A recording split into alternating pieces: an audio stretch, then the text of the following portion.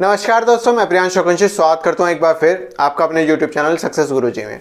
जैसा कि मैं आपको सिंप्लीफिकेशंस की ट्रिक पढ़ाता हुआ रहा हूं, मैंने आपको उसमें एडिशंस की ट्रिक पढ़ा दी है। ठीक है, एडिशन और सब्ट्रैक्शन दोनों यार एक ही चीज़ होते हैं। अगर आपको एडिशन अच्छे से करना आता है इसका मतलब आप सब्ट्रैक्शन भी अच्छे से कर सकते हैं। और जो मैंने आपको डिजिट सम मेथड बताया तो उसमें सब्ट्रैक्शन और एडिशन दोनों चीज़ें अप्लाई हो सकती है। तो आपका जो एडिशन या सब्ट्रैक्शन की शॉर्ट ट्रिक्स थी वे सब मैंने आपको पढ़ा दिए।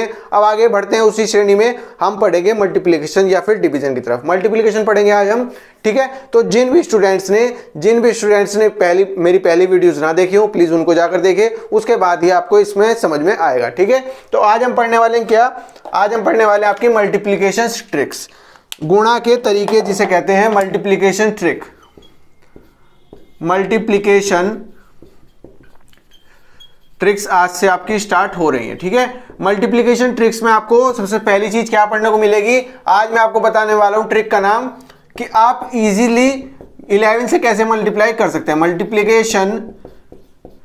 मल्टीप्लिकेशन विद 11, मतलब कि आपको अगर 11 से मल्टीप्लाई करना है तो आप कितनी इजीली कर सकते हैं। मैं इसको आपको अप्लाई करना भी सिखाऊंगा कि कैसे कैसे आपके क्वेश्चन में जब आपके 4 ऑप्शन दिए गए होंगे उन ऑप्शन में कैसे कैसे आप इजीली इसको कर सकते हैं। ठीक है, तो इसका भी बहुत अच्छा यूज है जो मैं आपको बताने वाला हूं, ये जो मैं आपको बताऊंगा आगे जाके। ठीक है, एक क्वेश्चन भी करा दूंगा इसके ऊपर कि कैसे कैसे क्वेश्चन पूछा गया था। ठीक है, तो मल्टीप्लिकेशन ट्रिक जो पढ़ते हैं वो आज हम पढ़ते हैं 11 से मल्टीप्लाई की।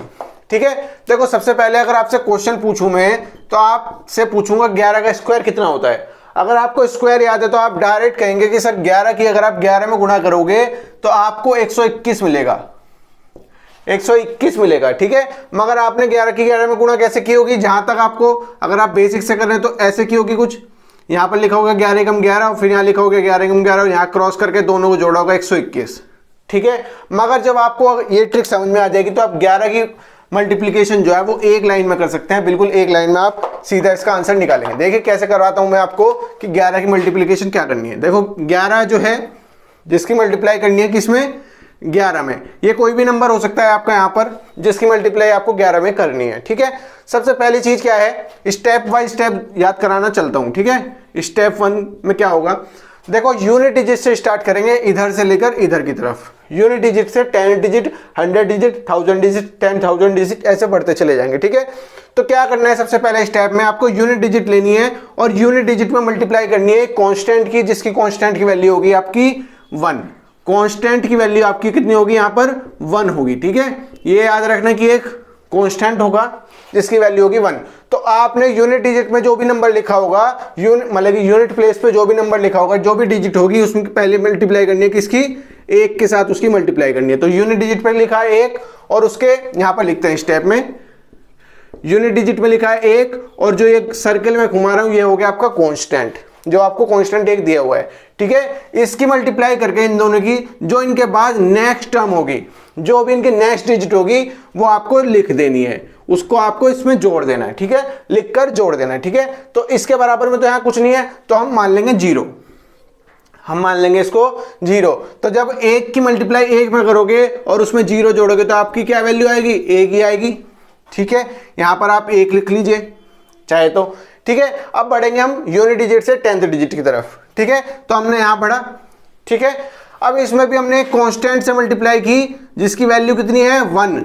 ठीक है, आपने दोबारा 1 की मल्टीप्लाई नेक्स्ट मतलब कि कांस्टेंट में की और उसकी नेक्स्ट डिजिट जो होगी, उसकी जो नेक्स्ट डिजिट होगी आपने उसमें एडिशन कर दिया। तो आपकी नेक्स्ट डिजिट इस बार कौन सी है? Unit digit. तो इसका मतलब क्या है? 1। तो यहां पर कितनी वैल्यू हो गई आपकी? 2 आ गई। ठीक है, तो यहां पर वैल्यू आपकी 2 आ गई। ठीक है, अब आपको एकदम छोड़ नहीं देना कि 21 आ गया, नहीं। अब आपको यहां पर भी एक 0 मानकर, यहां से भी आपकी एक वैल्यू हो सकती है ना। अगर आप 0 मानकर यहां पर 1 की मल्टीप्लाई करोगे, जो कांस्टेंट होगा, अगर 0 मानकर यहां पर 1 की मल्टीप्लाई करोगे और उसमें नेक्स्ट डिजिट जोड़ दोगे तो ये वाली डिजिट आ जाएगी 10th डिजिट। तो 10th डिजिट जो आ जाएगी इससे भी आपकी एक वैल्यू आएगी जिसका वैल्यू होगी 1। तो इस तरह से आपका 121 यहां पर आता है। ठीक है, आपको मैं इतने क्वेश्चन की प्रैक्टिस करा दूंगा कि आपको ये चीजें समझ में आ जाएंगी कि कैसे कैसे इसमें रूल जो है लग रहा है। स्टेप बाय स्टेप सारा का सारा समझ में आ गया। स्टेप 1 में क्या किया, सबसे पहले यूनिट डिजिट ली, उसमें कांस्टेंट 1 हुआ, उसकी मल्टीप्लाई की और नेक्स्ट डिजिट जो होगी उसको जोड़ दिया। स्टेप 2 में क्या है, 10th डिजिट पर गए, 1 से मल्टीप्लाई की जो कांस्टेंट है और उसमें नेक्स्ट डिजिट जो है 1 थी, जोड़ दिया तो 2 आ गया। ठीक है, जब इसकी 3rd डिजिट में गए, 3rd स्टेप में गए तो 0 थी, उसमें 1 की मल्टीप्लाई कांस्टेंट की और नेक्स्ट टाइम जोड़कर 1 आ गया। ठीक है, तो आपको कुल मिलाकर यहाँ पर 121 आ गया, जो एक ही लाइन में आएगा। जब आप क्वेश्चन की प्रैक्टिस करोगे तो आपको ये चीज नहीं लिखनी पड़ेगी, मैं समझाता हूँ कैसे। ठीक है, अब आपको 121 तो आ गया। ठीक है, अब मान के चलते हैं हम, अब क्वेश्चन लेते हैं, मैं आपको 11 का क्यूब पूछ लूं तो 11 का क्यूब मतलब 121 की मल्टीप्लाई करोगे 11 में, तो जिन बच्चों को याद होगा उनको वैल्यू तो पता होगी 1331 होती है। नहीं होती है तो कैलकुलेट करके देख लो, जैसे पहले मेथड में था। ठीक है, तो कोई बात नहीं, कांस्टेंट दोबारा क्या है यहाँ पर, कांस्टेंट नहीं बदलेगा भैया 11 के केस में, कांस्टेंट आपका इस बार भी 1 ही रहेगा। ठीक है, जो कांस्टेंट होता है वो 1 ही रहेगा, मगर इस बार आपका नंबर चेंज हो गया, 121 की मल्टीप्लाई करनी है।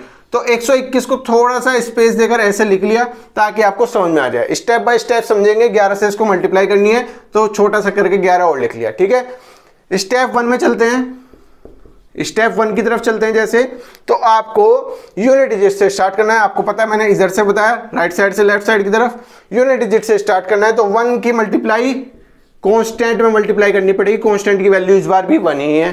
ठीक है, नेक्स्ट टर्म में जोड़ोगे तो नेक्स्ट टर्म तो इसमें 0 आ जाएगी क्योंकि कुछ है नहीं, तो यहां पर वैल्यू आ गई आपकी 1, यहां पर आपकी वैल्यू आ गई 1। जब ये चीज पूरी हो गई इसके बाद यहां पर चलो 10th डिजिट पर, 10th डिजिट पर जब आप चलेंगे तो मल्टीप्लाई करनी पड़ेगी 1 से, तो 2 की मल्टीप्लाई करोगे 1 से और नेक्स्ट टर्म कितनी हो गई यहाँ पर 1, तो यहाँ पर वैल्यू कितनी आ गई भैया, यहाँ पर आपकी वैल्यू आ गई 3, यहाँ पर आपकी वैल्यू आ गई 3। पहले कितनी आ रही थी 1, फिर आपकी आ गई 3। ठीक है, समझ में आया, यहाँ तक काम पूरा हो गया आपका। अब चलते हैं नेक्स्ट डिजिट पर, 10th प्लेस पर चलते हैं। तो इसमें 1 है, इसमें मल्टीप्लाई की 1 की, स्टेप 3 की तरफ चलते हैं। यहाँ पर स्टेप 3 क्या 1 की मल्टीप्लाई की किससे, कांस्टेंट के साथ 1 से और नेक्स्ट टर्म जोड़ दी। नेक्स्ट टर्म इस बार ये कौन सी हो जाएगी, ये वाली हो जाएगी, सेकंड वाली है ना, तो 2 आ जाएगा। तो 2 और 1 3, इस बार भी 3 आ गया आपका, इस बार भी 3 आ गया। मगर यहाँ पर काम खत्म मत कर देना, कुछ बच्चे जो हैं वो यहीं पर काम खत्म करके सर ये आंसर होगा। भैया 121 की मल्टीप्लाई 3 में थोड़ा ना कर रहे हो, मतलब 3 से भी ज्यादा हो जाएगा ना, मतलब कि 121 की मल्टीप्लाई पूरी करनी पड़ेगी। एक वैल्यू आपकी यहाँ से भी आएगी ना, क्योंकि 0 है, 0 में आप +1 मल्टीप्लाई करोगे। स्टेप 4 की तरफ चलोगे जैसे, तो 0 में +1 की मल्टीप्लाई करोगे तो 0 ही आएगा, मगर उसमें नेक्स्ट टर्म जुड़ेगी जब तो एक वैल्यू वहां से आ जाती है आपकी, तो आपका जो आंसर बनता है 1331 बनेगा। ठीक है, तो जिसको ना याद हो वो क्यूब याद कर लो, वरना ऐसे भी दिया हुआ था। ठीक है, चलिए और क्वेश्चन प्रैक्टिस करेंगे तो आपको और अच्छे से समझ में आ जाएगा, एक भी डाउट नहीं बचेगा। ठीक है, चलो क्वेश्चन देखते हैं। क्वेश्चन देखते हैं 146। आपको 146 की मल्टीप्लाई 11 से करनी है, तो आपको बताना है क्या होगा। ठीक है, कांस्टेंट इस बार भी कितना रहेगा आपका, कांस्टेंट रहेगा 1। जिसको प्रैक्टिस करनी है जल्दी जल्दी प्रैक्टिस करो, क्वेश्चन को सॉल्व करो कि 146 की मल्टीप्लाई अगर 11 में करोगे तो क्या होगा। ठीक है, 146 की जब आप मल्टीप्लाई 11 में करोगे तो आपको पता है क्या, स्टेप 1 में जाओगे आप, स्टेप 1 में जाओगे तो आपको यहां पर 6 दिया है, 6 में आपको किसकी मल्टीप्लाई करनी है, 1 की, तो 6 में आपने 1 कांस्टेंट की मल्टीप्लाई की। ठीक है, यूनिट डिजिट से स्टार्ट किया, उसके बाद इसमें नेक्स्ट टर्म जोड़ दी। नेक्स्ट टर्म कितनी थी, नेक्स्ट टर्म तो आपकी 0 ही थी, तो 6 × 1 6 आ गया। ठीक है, तो यहां पर लिख लो 6। ठीक है, इसके बाद नेक्स्ट टर्म पर चलते हैं यहां पर। ठीक है, 4 में 1 की मल्टीप्लाई करके 6 जोड़ना है उसमें। स्टेप 2 की अगर बात करें तो 4 में कांस्टेंट हो गया 1 और उसमें 6 की मल्टीप्लाई और 6 का एडिशन और करना है, तो 6 और 4 10 हो जाएगा। देखो अब एक चीज समझने वाली है, 4 में 1 की मल्टीप्लाई की 4 और उसमें नेक्स्ट टर्म जोड़ी 6, तो यहां पर आ गई आपकी वैल्यू 10 आ गई यहां पर। मगर एक चीज याद रखना कि जब भी आपकी 2 डिजिट आ जाए तो केवल यूनिट डिजिट लेना और 1 को ले लेना कैरी में, मतलब कि जो भी आपका ये 10th डिजिट है उसको ले लेना आप कैरी में, और जो आपकी यूनिट डिजिट है उसको ऐसे कैसे ही लिख लेना। ठीक है, कैरी का मतलब होता है हासिल देना, हासिल लेना, मतलब कि जब भी आपकी 2 डिजिट की वैल्यू है, 3 डिजिट की वैल्यू आ जाए तो आप एक ही डिजिट जो यूनिट डिजिट है उसको यहाँ लिखना और बाकी 2 या 1 चीजों को लिख लेना, नंबर्स को लिख लेना कैरी। ठीक है, नेक्स्ट टर्म पर चलेंगे, नेक्स्ट स्टेप पर, और आपको पता चल गया होगा यहाँ पर क्या, यहाँ पर आपको 1 की मल्टीप्लाई करनी है 1 से, 1 की मल्टीप्लाई करनी है कांस्टेंट 1 से, और उसमें जोड़ना है कितना 4, तो आपकी वैल्यू यहाँ पर आ गई 5। मगर 5 को अब यहाँ पर नहीं मत लिख देना। क्यों नहीं लिख देना? क्योंकि अभी भी आपका एक कैरी बचा हुआ है, तो 5 में एक चीज और जुड़ेगी कैरी वाला, और आपकी वैल्यू हो जाएगी 6। आपकी यहाँ पर वैल्यू आएगी 6। ठीक है, समझ में आया बात? अब एक चीज और बच रही है यहाँ पर, अगर 0 मान लोगे तो उसमें एक मल्टीप्लाई और करोगे, उसमें नेक्स्ट टर्म जोड़ोगे तो एक वैल्यू वहां से भी आएगी। तो स्टेप 4 में जब ये केस में गए हम, तो हमने देखा कि 0 की अगर 1 में मल्टीप्लाई की और 1 जोड़ा, 0 की 1 में मल्टीप्लाई की कांस्टेंट में और 1 जोड़ा, तो हमारी वैल्यू यहां से कितनी आ गई 1 आ गई। कोई कैरी तो पीछे छोड़ा ही नहीं था, तो आपको पता चल गया कि इसकी आंसर कितना हो गया 1606 will be your right answer. समझ में आया? आपको इस क्वेश्चंस की, इन चीजों की इतनी प्रैक्टिस हो जाएगी ना जब, तो आप ये सब चीजें नहीं लिखेंगे, डायरेक्ट आप इस क्वेश्चन को देखेंगे 146 से 11 में और ये आंसर निकालेंगे। मैं विश्वास कीजिए, मैं खुद ऐसे ही करता हूं। ठीक है, तो इतना सारी चीजों को ना लिख के, चाहे कितनी भी बड़ी मल्टीप्लीकेशन हो जाए, कुछ भी हो जाए, मगर ये जो आंसर होता है ना इसका, वो सिंपल एक लाइन में ही आता है। ठीक है, तो चलिए नेक्स्ट क्वेश्चन देखते हैं। 575 की मल्टीप्लाई करो, 575 की मल्टीप्लाई करो 11 में। जिसको क्वेश्चन को प्रैक्टिस करनी है अपने आप करो, वरना मैं सिखा ही रहा हूं। ठीक है, कांस्टेंट अब भी एक ही रहेगा, क्योंकि 11 से मल्टीप्लाई कर रहे हैं तो कांस्टेंट एक ही रहेगा। ठीक है, चलिए 575 को आपको 11 से करना है। तो जिन भी स्टूडेंट को समझ में ना आया हो तो दोबारा देख लो एक बार। ये लास्ट क्वेश्चन है जो मैं स्टेप वाइज समझाऊंगा, उसके बाद में आपको सारी की सारी चीजें, क्वेश्चन में आए हुई चीजें जो है, क्वेश्चन में जो कैलकुलेशन पूछी गई है, वही सब चीजें आपको प्रैक्टिस कराऊंगा। ठीक है, तो 575 की आपको मल्टीप्लाई करनी है किसमें 11 में। वही चीज है कांस्टेंट जो है। तो स्टेप 1 में अगर चलोगे आप, अगर आप स्टेप 1 को फॉलो करोगे तो आपको पता है यहां से यूनिट डिजिट से स्टार्ट करना है, और यूनिट डिजिट में आपको मल्टीप्लाई करनी है किसकी 1 से करनी है, क्योंकि कांस्टेंट जो है वो 1 है।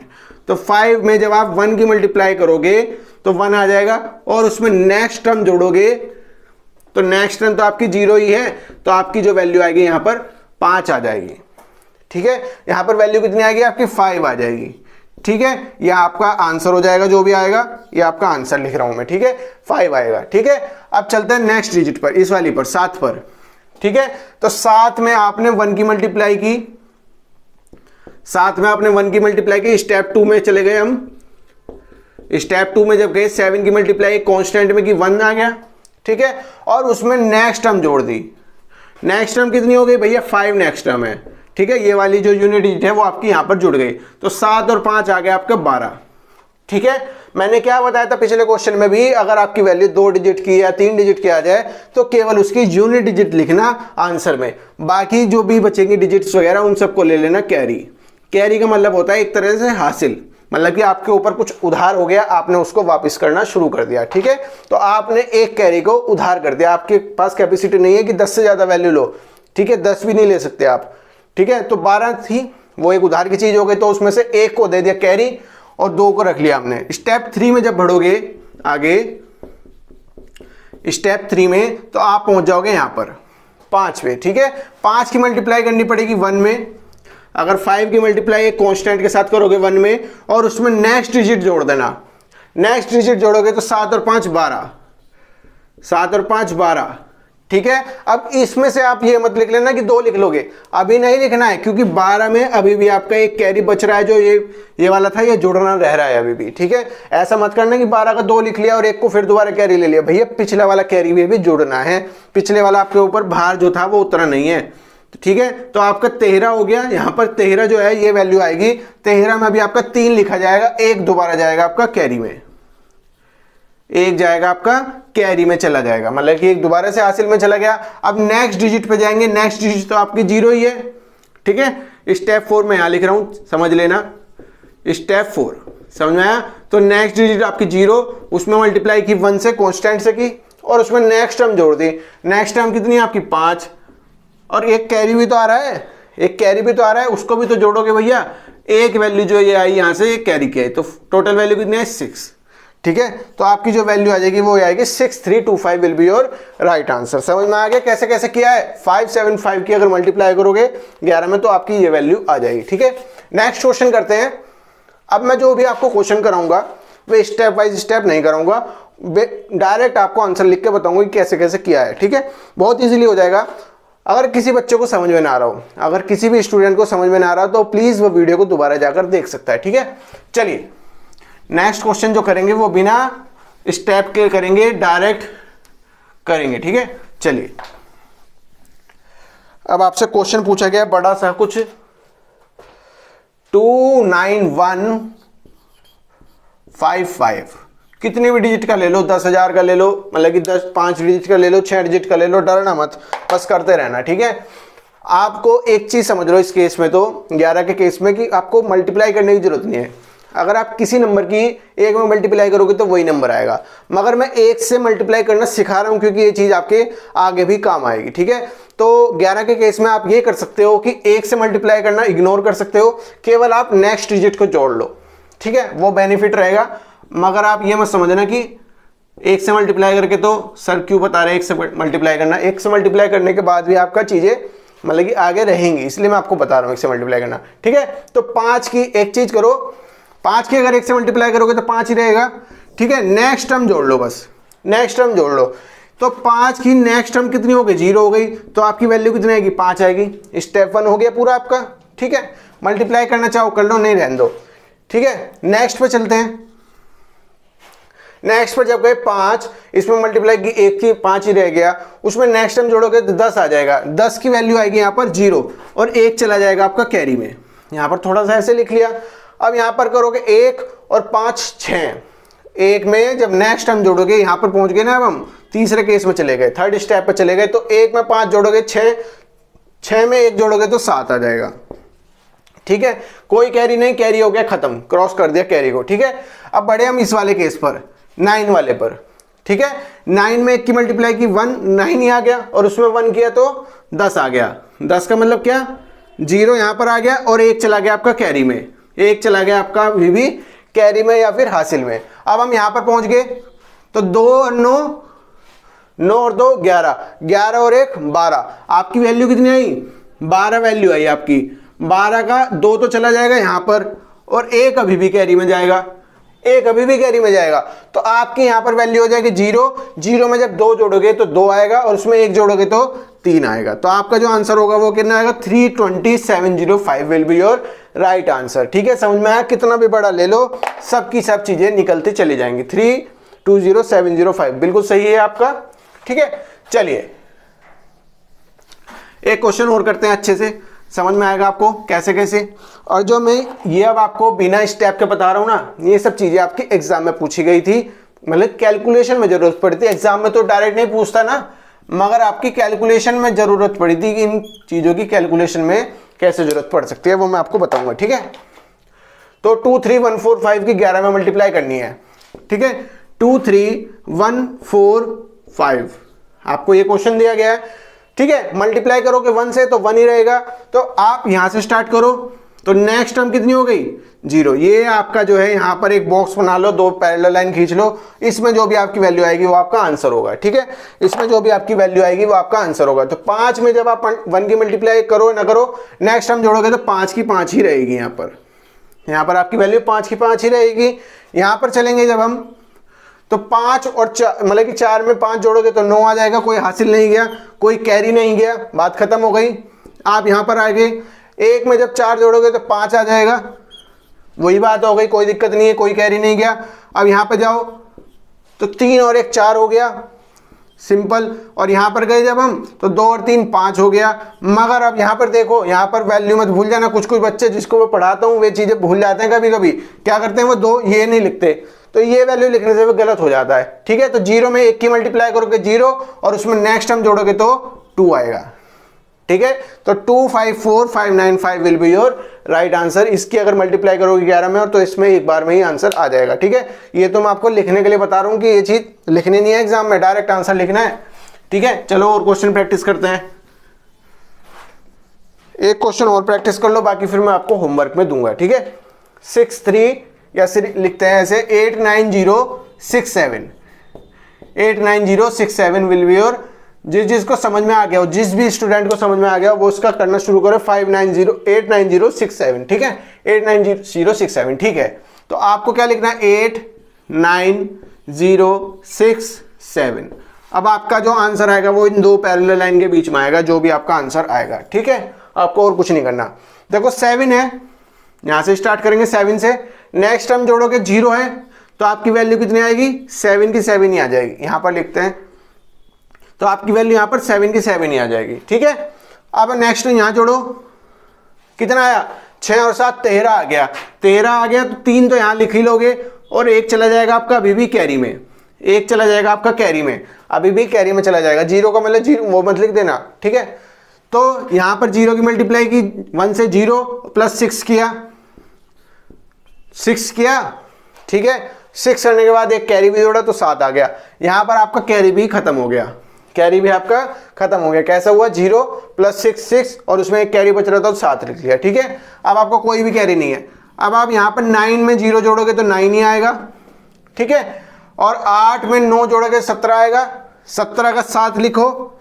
ठीक है, और 1 चला जाएगा आपका अभी भी कैरी में, 1 चला जाएगा आपका अभी भी कैरी में। और जब आप यहां से जोड़ते हुए यहां पर लाओगे तो 8 और एक कैरी का 9, तो 9 9 7 will be your right answer. ठीक है, तो 9,79,737 will be your right answer. समझ में आ गया, उम्मीद करता हूं समझ में आ गया होगा। अगर आपको कुछ भी प्रॉब्लम हो रही है, कुछ भी प्रॉब्लम हो रही है तो इस वीडियो को दोबारा जाकर देखो, तब भी नहीं समझ में आ रहा तो मुझसे पूछ लेना, मैं बता दूंगा। ठीक है, वैसे इतना हार्ड कॉन्सेप्ट था नहीं, बहुत इजी था, आपको समझ में आ गया होगा। ठीक है, बने रहे मेरे साथ, अगली वीडियो में भी आपको मैं अच्छी चीजें पढ़ाऊंगा, मल्टीप्लिकेशन की ट्रिक पढ़ाऊंगा। अगर आपको मेरे चैनल का कंटेंट अच्छा लग रहा है तो लाइक शेयर सब्सक्राइब जरूर कीजिएगा, उससे मेरे को मोटिवेशन मिलता है। ठीक है, तो चैनल को लाइक शेयर सब्सक्राइब जरूर कीजिएगा। तब तक के लिए नमस्कार, जय हिंद।